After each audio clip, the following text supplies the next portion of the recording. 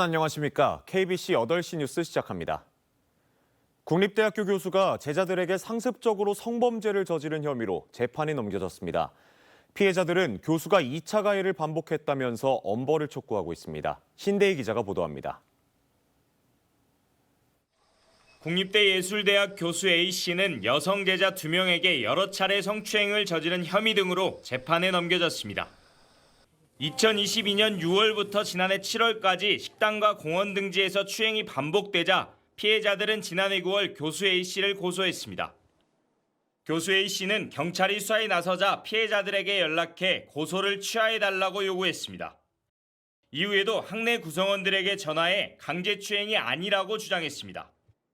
사진 보여주면서 얘가 날 고소했다 이런 식으로 얘기를 하고 이름은 당연히 얘기를 했고 피해자들은 A씨가 교수라는 우월적 지위를 이용해 성범죄를 저질러 놓고 반성 대신 오히려 피해자 탓을 한다고 호소했습니다. 걔네 예쁘지도 않은데 왜 걔네 가지고 놀았대? 약간 이런 거를 학생들 앞에서 얘기를 한 것 같더라고요. 그래서 정신병원 좀 다니고 있거든요. 문제는 성범죄 피해자에 대한 2차 가해를 원천 차단하기 어렵다는 겁니다.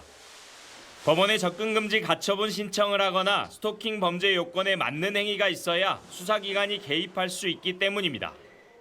그 성폭력 처벌법에 긴급 접근 금지 규정을 신설해야 된다고 생각을 하고요. 또 피해자의 신원이라든지 연락처 같은 것들이 가해자에게 그 수사 과정에서 좀 노출이 되는 경우들이 있습니다. 그 제재를 강화시키는 그런 법 규정도 좀 마련이 되어야 된다고 그러고.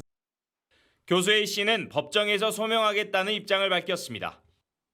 피해자들은 2차 가해를 저지른 A씨가 법의 엄중한 심판을 받아야 한다고 강조했습니다. KBC 신대희입니다.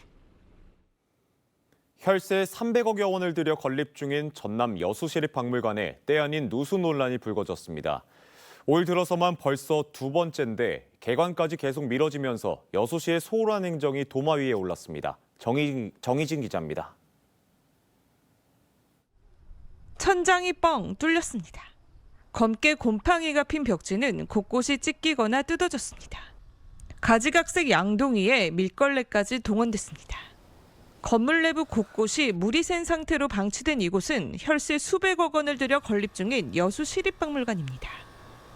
지난 4월에도 누수로 한 차례 보수를 진행했는데 불과 5개월 만에 이번에는 더 많은 곳에서 누수가 발생하면서 논란을 키우고 있습니다. 지난 7월 이미 준공검사까지 끝낸 뒤 전시물 제작과 설치를 하고 있던 상황인데 또다시 이런 문제가 생긴 겁니다. 하우스 업체하고 여기 공사하는 업체하고 다른 업체거든요. 그러다 보니까 이제 책임 관계나 이런 게 있어가지고 저희가 지금 계속 협의하고 지금 이번 주에 하자 감정 전문기관에서 와서 볼 거고요. 투입된 혈세만 317억 원. 반복되고 있는 문제인 만큼 부실공사 의혹과 함께 여수시의 소홀한 관리 감독이 도마 위에 올랐습니다. 담당 과를 통해서 그다음에 또 공사 주관하신 분들 이런 분들을 통해서 관리 감독이 소홀했냐 이런 문제도 발생할 수 있고 또 시공사의 어떤 부실이냐 이런 것도 저희들이 잘 파악을 해서 원인을 잘 찾아내서 차질이 없도록 만전을 기하겠습니다. 개관 날짜도 계속 미뤄지고 있습니다. 당초 다음 달로 예정됐던 박물관 개관은 내년 1월로 연기됐고 이제는 3월까지 밀렸습니다. 전시물 제작 설치는 또 별도로 움직이는 그 공정이어가지고 그 공정 끝나고 실제 유물이 또 들어와야 되잖아요. 그런 기간까지 포함했을 때 3월쯤이 개관이 가능하다. 지난 2003년 처음으로 건립이 추진된 이후 20여 년 만에 개관을 앞둔 여수시립박물관.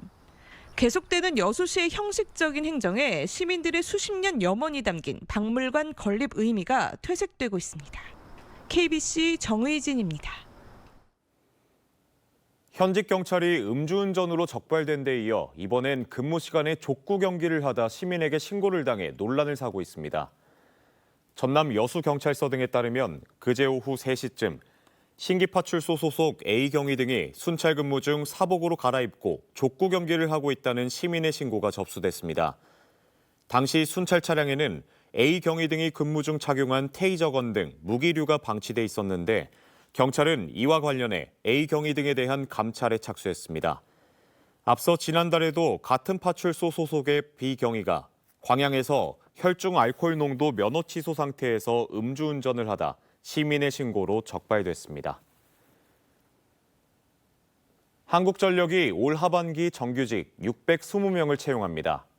한전은 421명을 뽑는 일반 공채를 시작으로 고졸공채 70명, 배전전기원 50명, 기타 79명 등을 순차적으로 채용할 예정입니다. 현장 안전 강화와 전력망 건설 등 새 정부 국정과제 이행을 위해 지난해보다 채용 인원이 늘었습니다. 오는 16일부터 지원서 접수를 시작하는 일반 공채 가운데 일반 전형 전국권 49명은 광주 전남 지역 인재로 채용하며 고졸 공채 등의 지역 인재 채용 규모도 향후 모집 공고를 통해 공개될 예정입니다. 오는 2030년부터는 생활 폐기물의 직매립이 금지됩니다. 광주시의 경우 전국 특광역시 중 유일하게 소각장이 없어 신규 건립이 시급하지만 최종 후보지의 위장 전입 논란이 일면서 지금까지의 진행 과정이 백지화될 위기에 처지에 놓여 있습니다. 박성호 기자의 보도입니다. 광주 쓰레기 소각장 최종 후보지 선정에 반대했던 삼거동 주민들이 광주광역시청 앞에 모였습니다. 주민투표에서 소각장 유치를 찬성한 48세대 가운데 12세대가 보상을 목적으로 한 위장 전입세대였다는 사실이 경찰 수사에서 드러났기 때문입니다. 주민들은 강기정 광주시장이 소각장 지정 절차에 문제가 있을 경우 직권으로 공모를 취소하겠다고 공언했던 만큼 약속을 지켜달라고 요구하고 나섰습니다. 직접 가져오라고 약속했습니다. 시장님은 약속하셨습니다. 본인이 직권으로 결정을 하겠다라고 시장님께서 말씀하셨습니다. 광주시는 이러지도 저러지도 못하는 난감한 상황에 빠졌습니다. 쓰레기 직매립 금지 시한인 2030년까지 소각장을 건립하기 위해서는 한시가 바쁜데 최종 후보지를 취소하고 부지 재선정에 나서면 기한 내 소각장 건립이 어렵기 때문입니다.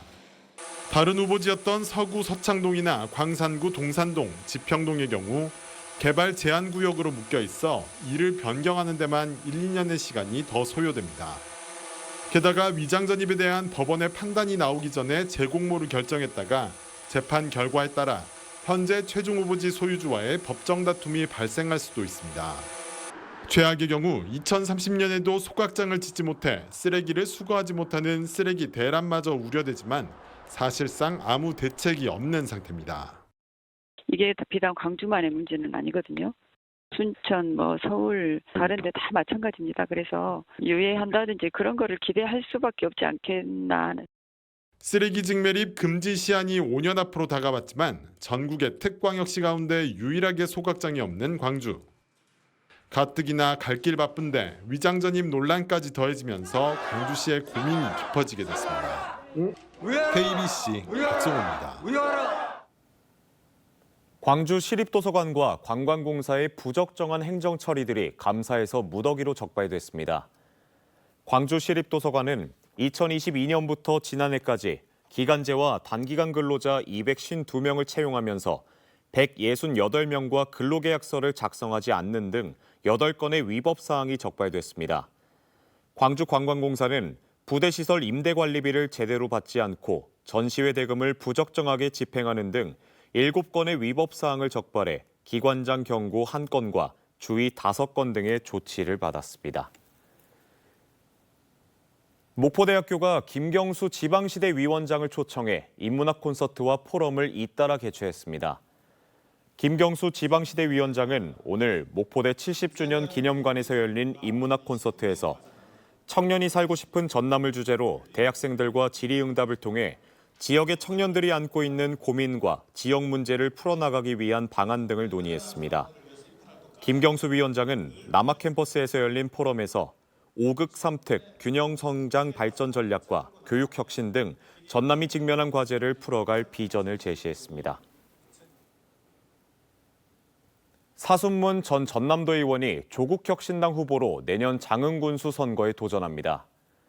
사순문 전 의원은 오늘 장흥군민회관에서 조국혁신당 입당 기자회견을 갖고 정치는 국민의 삶을 바꿔야 하며 그 출발은 지방자치 개혁이어야 한다며 내년 지방선거에서 혁신 경쟁으로 호남 정치의 새 시대를 열겠다고 군수 출마의 뜻을 밝혔습니다. 사손문 전 의원은 지난 2022년 제8회 지방선거에 무소속으로 출마했다 민주당 김성 후보에 밀려 낙마했습니다. 지난 정부에서 밀을 대체하는 전략작물로 육성한 가루쌀은 여전히 소비자들에게 생소합니다. 최근 재배 면적이 급속도로 늘어나고 있지만 소비가 이를 따라가지 못하면서 애물단지로 전락하고 있습니다. 판로 확대 노력도 역부족입니다. 정경원 기자입니다. 2년째 벼 대신 가루쌀 농사를 짓고 있는 임준택 씨. 내년에는 다시 벼농사로 전환해야 할지 고민이 깊습니다. 가루쌀 수확량은 330제곱미터당 200kg 정도로 벼보다 30%가량 적어 직불금 등 정부 지원금을 다 합쳐도 벼농사에 비해 별다른 이득이 되지 않기 때문입니다. 더욱이 나달에서 싹이 나는 수발화와 쓰러진 피해에 취약한 점도 고민거리입니다.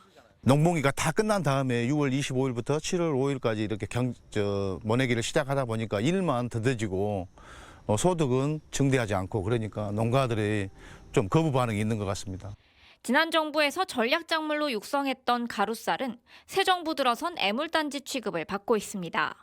지난 2023년 2,000헥타르였던 재배 면적이 올해 10,000헥타르를 넘어서는 등 재배 면적이 급속도로 늘고 있지만 소비는 뒷받침되지 않기 때문입니다. 인지도와 수요를 늘리기 위한 노력도 역부족입니다. AT는 명절을 앞두고 가루쌀 제품을 최대 50%가량 할인하는 행사를 진행하고 있지만 큰 관심을 끌지 못하고 있습니다. 디저트 개발을 위한 노력도 수입 밀가루에 비해 2배 이상 비싼 가격 탓에 외면받고 있는 실정입니다. 소비 확대를 위한 노력에도 농가와 소비자 어느 쪽도 만족시키지 못하면서 가루쌀 정책이 기로에 서게 됐습니다. KBC 정경원입니다. 광주광역시가 누수와 싱크홀 문제를 해결하기 위해 대규모 노후 상수도관 정비에 나섭니다. 광주시는 내년부터 오는 2031년까지 국비 216억 원 등 719억 원을 투입해 노후 상수도관 104km 구간에 대한 정비 작업에 나선다고 밝혔습니다. 광주의 상수도관은 절반 이상이 20년 이상 경과된 노후 상수도관임에도 그동안 예산 부족으로 정비에 어려움을 겪었는데 광주시가 특광역시 최초로 노후 상수도관 정비용 국비를 확보하면서 이번 사업을 추진할 수 있게 됐습니다. 안산과 김우진 등 올림픽 메달리스트가 총출동한 한국 양궁 대표팀이 광주 양궁 세계선수권 단체전 결승에 진출했습니다. 오늘 광주 국제양궁장에서 열린 광주 양궁 세계선수권 리커브 단체 본선에서 한국 남자 대표팀은 일본을 꺾고 결승에 진출했습니다. 리커브 단체전 대표팀은 내일 5.18 민주광장 특설 경기장에서 첫 금메달 사냥에 나섭니다. 개교 4년 차를 맞은 한국에너지공과대학교가 특허청이 주관한 지식재산 경영 우수기관에 선정됐습니다.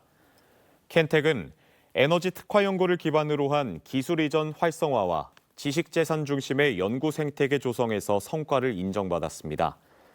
켄텍은 앞으로도 지식재산 중심의 산학협력을 강화해 차세대 에너지 기술 산업 확산을 추진할 계획이라고 밝혔습니다. 광주 지역 2026학년도 수능 원서 접수 결과 자연계열 지원자가 사회탐구 과목을 선택하는 사탐런이 가속화한 것으로 나타났습니다.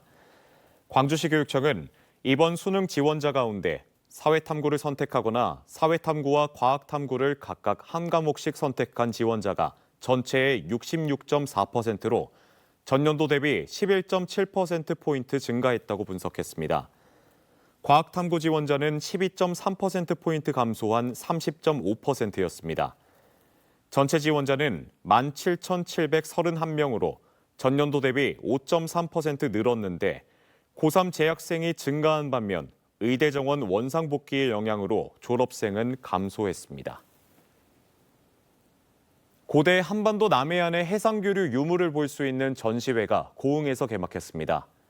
고흥군은 오늘 분청박물관에서 고흥고분 고대의 문을 열다 개막식을 갖고 오는 12월 7일까지 남해안에서 발굴된 고대 장신구와 무기, 토기 등 천여 점의 유물을 전시할 계획입니다. 고흥군은 금동관모 만들기 체험 프로그램과 하루 4회의 정기 전시 해설도 함께 진행할 예정입니다. 전국 각지에서 마약을 유통, 판매해온 일당이 무더기로 적발됐습니다.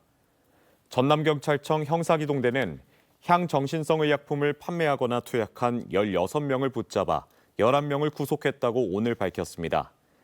이들은 지난해 12월부터 온라인 또는 대면 거래를 통해 전국 각지에서 필로폰과 대마를 유통, 판매하고 투약한 혐의를 받고 있습니다.